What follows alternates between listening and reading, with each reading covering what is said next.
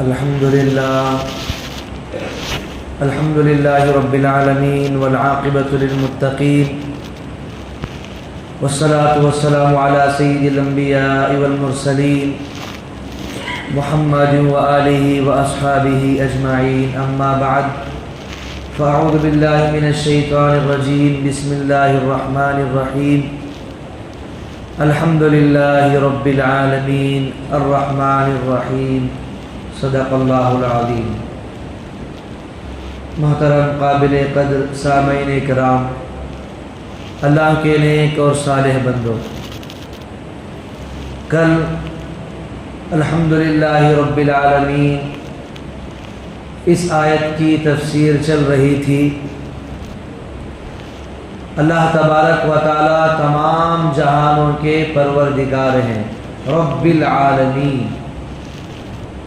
الحمد کے کیا معنی ہیں وہ بھی آپ کے سامنے آ گئے. الحمدللہ رب العالمین، اس کا کیا مطلب ہے یہ بھی آپ کے سامنے آ گیا. ہم تھوڑا اسے اور سمجھنے کی کوشش کریں گے. جتنی ہمارے ذہن کے اندر وسعت ہے ہم اتنا ہی سمجھ سکتے ہیں. اس سے باہر ہمارے اندر سمجھنے کی طاقت اور قوت نہیں ہے. ہر ایک کے پاس ایک لمٹ ہوتی ہے، اس سے زیادہ انسان سمجھ نہیں سکتا. رب العالمین، اللہ تعالیٰ تمام جہانوں کے پروردگار ہیں، یہ بات ہمیں سمجھ میں آ گئی. اللہ ہر ایک کا نظام اللہ نے بنایا ہے، چلانے والا بھی اللہ ہے. آپ تھوڑا یہ فرض کریں، آپ گھر میں گوشت لے کر آئے تو ہمارا یہ خیال ہوتا ہے، ہمارا دھیان بھی نہیں جاتا، صرف ہمارا دھیان یہاں تک جاتا ہے ہم نے کمایا، وہاں جا کر ہم نے گوشت والے کو پیسے دیے، اس نے ہمیں گوشت دیا، لا کر ہم گوشت پکانے لگے. بس یہ میں نے کمایا ہے پیسے اور اس کے ذریعے سے جو گوشت دیا ہے اسے فائدہ ہوا ہے. صرف یہیں تک ہماری سوچ ہے، اس سے آگے ہر ایک انسان نہیں سوچتا. میں آپ کو ایک مثال دے کر سمجھانا چاہتا ہوں.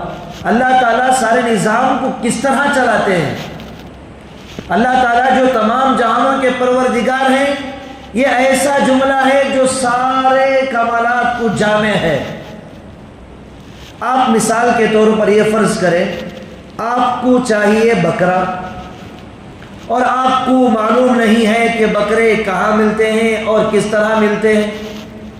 آپ اپنے گھر سے سواری لی اور باہر آئے. آپ کے ایک دوست تھے شناخت کے، انہیں آپ نے بلا لیا کیونکہ وہ جانتے تھے وہاں پر جو بکرے دلاتے ہیں بروکر وغیرہ، انہیں وہ جانتے تھے، انہیں ساتھ میں لے لیے. چلو مجھے بکرا لینا ہے، آپ میرے ساتھ چلیے تاکہ میری مدد ہو.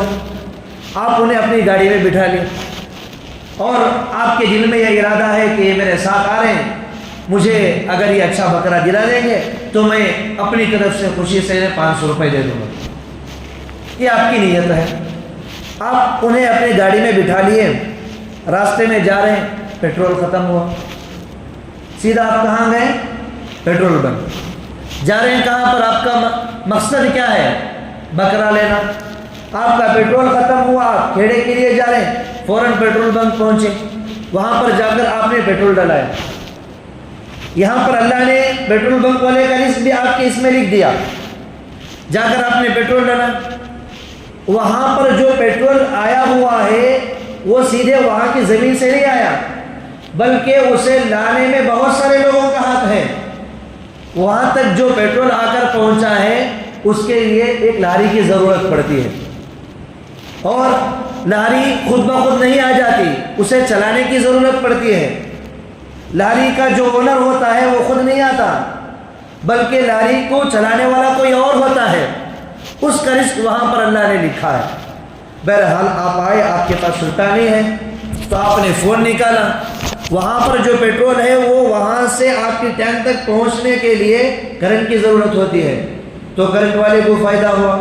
آپ فون نکالے فون پے کرنے کے لیے، فون پے کرنے کے لیے آپ کے فون کو چارج کی ضرورت ہوتی ہے، آپ کے گھر کا کرنٹ استعمال ہوا، اور اسی طرح اس کے اندر نیٹ کی ضرورت پیش آتی ہے۔ دیکھیں کہ آپ جا رہے ہیں بکرا لینے کے لیے، اس کے اندر اللہ تبارک و تعالیٰ نے کتنے لوگوں کا رزق آپ کے اس میں لکھ دیا ہے۔ پھر آپ وہاں سے نکلے، آپ کی ٹائر پنچر ہو گئی، سیدھا آپ پہنچے دکان کو، جا کر ان سے کہے کہ دیکھو ٹائر پنچر ہو چکا ہے، اس میں آپ کے رزق میں سے انہیں بھی اللہ تبارک و تعالیٰ نے عطا کیا، اور جو دکان ہے وہ دکان کا مالک کوئی اور ہے۔ اس طرح ساری دنیا کے اندر لگی ہوئی ہے۔ آپ پہنچے وہاں پر جا کر آپ نے بکرا لے لیا، بکرا لے کر آپ گاڑی میں بٹھا لیے، پیچھے آپ کے دوست بیٹھے ہوئے تھے، راستے میں آئے، راستے میں دیکھا آپ نے چارہ اچھا ہے، چارہ آپ نے لے لیا۔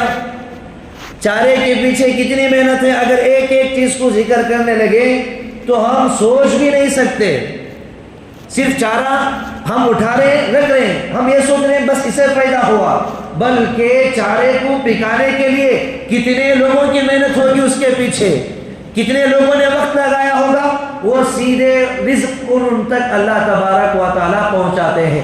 آپ آئے اپنے گھر اور گوشت کو کاٹنے کے لیے، آپ بہرحال آپ بکرا لے کر آئے، بکرے کو ذبح کرنا ہے، آپ امام صاحب کو یا مؤذن صاحب کو بلا لیے، بکرا ذبح کرنے کے لیے پیسے دینا ضروری نہیں ہے، آپ خوشی سے ہدیہ دے دیتے ہیں، یہ اللہ کا شکر ہے۔ آپ بکرا ذبح کرنے کے لیے امام صاحب کو یا مؤذن صاحب کو بلائے اور انہیں کہا کہ آپ بکرا ذبح کر دیں۔ جب وہ بکرا ذبح کر دیں تو آپ انہیں کیا کرتے ہیں، 200 روپے دے دیے خوشی سے۔ تو ان کے آپ کے رزق میں اللہ تبارک و تعالیٰ نے ان کے لیے بھی لکھ دیا۔ پھر قصائی کو بلانا پڑتا ہے، اسے دینا پڑتا ہے۔ جب بکرا کٹ جاتا ہے تو جب گوشت کاٹا جاتا ہے اس کے لیے چاقو کی ہر چیز کی ضرورت پڑتی ہے۔ میں یہ سمجھانا یہاں پر یہ ہے کہ صرف ہمارا مقصد یہ تھا کہ بکرا لے کر آنا ہے، اور ہماری سوچ بھی جو ہے اس کی لیمٹ ہے، ایک حد ہے، اس کے باہر ہم سوچ نہیں سکتے۔ ایک بکرا لے کر آنے میں 100 لوگوں کو اللہ تبارک و تعالیٰ اس کے اندر رزق پہنچاتے ہیں، اسی کو کہتے ہیں الحمدللہ رب العالمین، تمام جہانوں کا پروردگار اللہ ہے۔ رزق کی ذمہ داری اللہ نے لی ہے۔ آپ حضرات یہ بھی سمجھیں کہ آدمی جو قرض کرتا ہے وہ رزق کے لیے نہیں کرتا، بلکہ اللہ تبارک و تعالیٰ جب وہ اس دنیا میں آتا ہے ساری چیزیں اللہ لکھ دیتے ہیں کہ اسے اتنا رزق ملے گا۔ بندہ خود اپنے ہاتھوں سے اپنے پاؤں پر کلہاڑی مار لیتا ہے، حد سے زیادہ اس کے شوق ہوتے ہیں، وہ پھرنا ہوتا ہے اچھے۔ اگر ہمارے پاس استطاعت جتنی ہے، اگر ہم اس کا استعمال کریں گے تو 1 روپیہ بھی قرض نہیں ہوگا۔ آپ تھوڑا بات توجہ سے سنیں۔ آدمی کبھی پیسے اس لیے قرض نہیں کرتا کہ مجھے آج بریانی کھانا ہے، مجھے آج میٹھا کھانا ہے، بلکہ قرض اس لیے کرتا ہے کہ مجھے موبائل لینا ہے، مجھے گاڑی لینا ہے، شوق کرنا ہے۔ حد سے زیادہ شوق جب آدمی کرتا ہے تو وہ آدمی قرضدار بن جاتا ہے۔ بہرحال رزق کی پہنچانے کی ذمہ داری اللہ تبارک و تعالیٰ کی ہے۔ اب ایک اور مثال سے سمجھیں۔ میں ایک مرتبہ حضرت کے درمیان بیٹھا ہوا تھا، ہمارے استاذ کے، ہمارے ساتھی بھی وہاں پر موجود تھے۔ وہاں پر یہ تذکرہ ہوا کہ ایک صاحب اچھے پڑھے لکھے تھے، بہت زیادہ علم تھا۔ جب وہ انٹرویو کے لیے گئے تو وہاں کے جو بڑے تھے انہوں نے کہا کہ آپ کا سلیکٹ تو ہو جائے گا، لیکن شرط یہ ہے کہ ہمارا ایک کام رکا ہوا ہے امریکہ کے اندر، ہمارا کام رکا ہوا ہے امریکہ کے اندر۔ وہ جس ملک کے تھے اس ملک سے امریکہ 4000 کلومیٹر تھا۔ کتنا ہزار؟ 4000 کلومیٹر۔ تو انہوں نے کہا ٹھیک ہے میں جا کر آ جاؤں گا، جو کام ادھورا رہ گیا ہے میں اسے انشاءاللہ مکمل کر کے آنے کی میں کوشش کروں گا۔ وہ ٹکٹ حاصل کیے اور وہ فلائٹ میں بیٹھ گئے۔ اور بعض مرتبہ ایسا ہوتا ہے کہ مثال کے طور پر آپ یہاں سے عمرے کے ارادے سے جا رہے ہیں تو بعض مرتبہ ڈائریکٹ فلائٹ نہیں ہوتی، کہیں پر رکنا ہوتا ہے، بعض مرتبہ ڈائریکٹ بھی ہوتی ہے، بعض مرتبہ رک کر جانا ہوتا ہے کسی ملک کے اندر۔ اسی طرح ان کی جو فلائٹ تھی وہ ڈائریکٹ نہیں تھی، کسی ملک میں 1-4 گھنٹے کے لیے رکنا پڑا تو وہ وہاں پر اتر گئے. ابھی 1000 کلومیٹر صرف باقی ہے, 3000 کلومیٹر انہوں نے سفر کر لیا. باہر آئے, دیکھا, سوچا کہ بھوک بھی لگی ہے بہت تیزی سے, چلو جا کر, ابھی 4 گھنٹے ٹائم ہے فلائٹ کے لیے, جا کر کچھ کھا کر آتے ہیں. وہ باہر نکلے ایئرپورٹ سے اور باہر گئے تو مسلمانوں کی ہوٹل انہیں نظر آئی. تو مسلمانوں کی الحمدللہ شروع سے عادت ہے اچھا سے اچھا کھانے کی, الحمدللہ عادت ہے. گئے, انہوں نے چکن حاصل کی, چکن لیا اور بہت ساری روٹیاں بھی انہوں نے لی. چلو جا کر ہم بیٹھ کر کھا لیں گے اطمینان سے, پھر ایئرپورٹ چلے جائیں گے. ہاتھ میں انہوں نے روٹی پکڑی اور چکن ہاتھ میں ہے اور یہ پلاسٹک لے کر وہاں سے گزر رہے ہیں. راستے میں اس کمپنی سے انہیں اطلاع پہنچی ای میل کے ذریعے سے, آپ جس کام کے لیے امریکہ جا رہے تھے وہ کام مکمل ہو چکا ہے, اب آپ جانے کی تکلیف نہ اٹھائیں, آپ فوراً فلائٹ پکڑیں, پھر واپس اپنے ملک آ جائیں. آپ تھوڑا غور سے سنیں, ہاتھ میں جو پلاسٹک تھی, جو گوشت تھا, جو روٹیاں تھیں, وہ ہاتھ میں ان کے موجود تھے. انہوں نے سوچا ارے اب فوراً مجھے جانا ہے, دوسری فلائٹ کی مجھے ٹکٹ لینا ہے. فوراً وہ جا رہے تھے, راستے میں ایک فقیر پر ان کی نظر پڑی جو بھوک سے تڑپ رہا تھا. وہ انہوں نے وہ روٹیوں کو, ان گوشت کو اٹھایا اور ان فقیر کے ہاتھ میں دے دیا اور ایئرپورٹ آ کر بیٹھے. فلائٹ کی ٹکٹ انہوں نے حاصل کی. تھوڑی دیر بیٹھنے کے بعد انہوں نے سوچا, وہ اپنا واقعہ خود بیان کر رہے ہیں, انہوں نے سوچا میں امریکہ جانا یہ بہانہ تھا, 3000 کلومیٹر دور سفر کر کے جو میں آیا ہوں, اللہ تبارک و تعالیٰ نے میرے ہاتھوں کا رزق اس کے مقدر میں لکھا تھا. دیکھیے اللہ کی قدرت, صرف گوشت کے پہنچانے کے لیے, رزق کے پہنچانے کے لیے 3000 کلومیٹر دور کا سفر اللہ نے کرایا. رزق چھپڑ پھاڑ کے آتا ہے اگر ہمارے مقدر میں اللہ نے لکھ دیا ہے. تو ہمیں حرام رزق کو تلاش کرنے کی ضرورت نہیں ہے, حلال راستے کو اختیار کرنا ہے. اور میں ایک بات یہ بھی عرض کر دوں, صدقہ خیرات کرنے سے ہمارے رزق میں کمی نہیں ہوتی. ہماری جو بیماریاں ہوتی ہیں اللہ تبارک و تعالیٰ صدقہ خیرات کے ذریعے سے اس کے اندر صحت دیتے ہیں, بیماریوں کو ہٹا دیتے ہیں, آنے والی مصیبتیں ٹل جاتی ہیں. مثال کے طور پر آج بہت ساری باتیں آ رہی ہیں, ہمارے پڑوس ملک میں یا دوسرے ملک کا یہ واقعہ ہے. وہاں پر ایک آدمی تھا, بہت مالدار تھا, بہت مالدار, اتنا مالدار تھا کہ اسے ہی علم نہیں ہے کہ اس کے پاس کتنی جائیداد ہے. آپ سمجھ سکتے ہیں بہت سارے حضرات ایسے بھی ہوتے ہیں, انہیں علم نہیں ہوتا کہ ہمارے گھر کتنے ہیں, ہماری جائیداد کتنی ہے. تو بہت بڑا مالدار تھا, اسے اچانک طبیعت خراب ہو گئی. وہ علاج کرا رہا ہے, طبیعت ٹھیک نہیں ہو رہی ہے. پھر ڈاکٹر نے کہا کہ چلو ہم اسکین کر کے دیکھ لیتے ہیں, خون کا ٹیسٹ کر لیں گے, کیا بیماری ہے پتہ چل جائے گی. بہرحال ڈاکٹروں نے کہا تو انہوں نے ٹھیک, آپ جیسا کہیں ہم ایسا کرنے کے لیے تیار ہیں. بہرحال انہوں نے خون ٹیسٹ کروایا. خون ٹیسٹ کروانے کے بعد رپورٹ آئی آپ کو بلڈ کینسر ہے. ڈاکٹر نے جب یہ کہا اور ڈاکٹر نے صاف بتلا دیا, دیکھو 3rd اسٹیج تک یہ پہنچ چکا ہے, آپ کے پاس زیادہ وقت نہیں ہے, آپ کے جتنے بھی معاملات ہیں آپ ختم کر لیں, ہمارے پاس اس سے آگے کوئی دوائی نہیں ہے.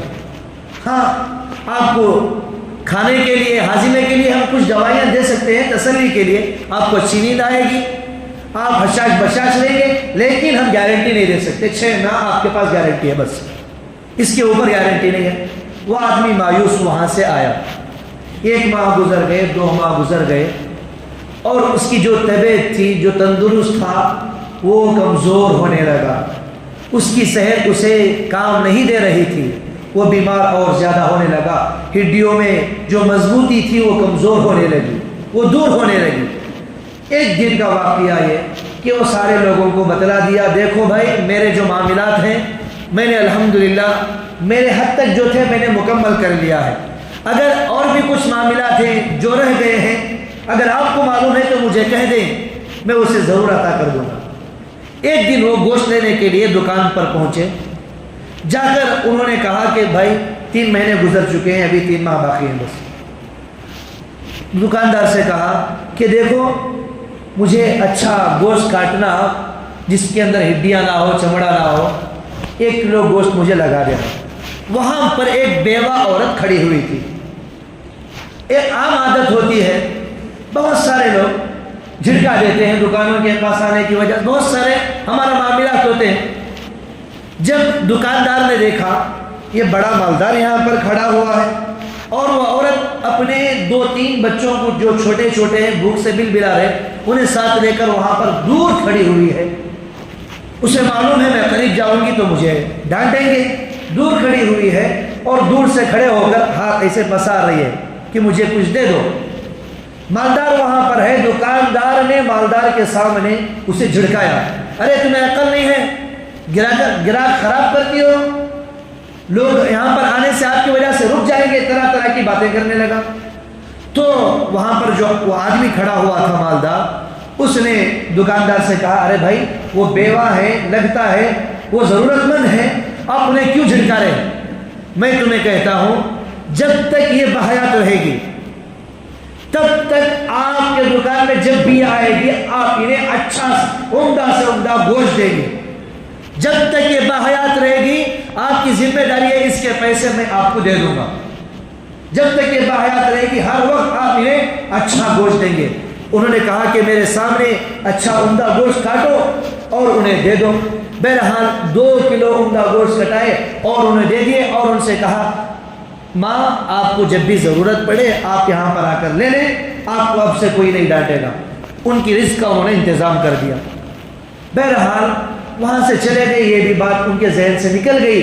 اس وقت ان کی زبان سے کلمات نکلے تھے اس عورت کے، آپ کو اللہ تعالیٰ صحت تندرستی عطا کرے، اللہ تبارک و تعالیٰ آپ کی پریشانیوں کو دور کرے، یہ ان کی دعائیں تھیں۔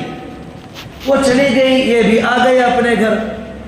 5 ماہ گزر گئے، 6 ماہ گزرنے والے ہیں، صحت کے اندر جو کمزوری تھی صحت ٹھیک ہونے لگی، وہ انسان مضبوط ہونے لگا۔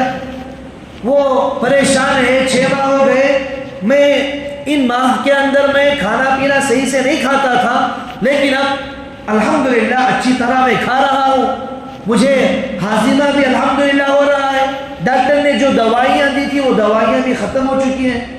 بہرحال وہ پہنچے اپنے ڈاکٹر کے پاس 7ویں ماہ میں، جا کر ان سے کہا کہ دیکھو میری کیا حالت ہے۔ تو ڈاکٹر دیکھ کر حیران ہو گئے، ارے یہ کیا معاملہ ہے، آپ تو صحت مند لگ رہے ہیں۔ ڈاکٹر نے پھر سے ان کا بلڈ چیک کیا۔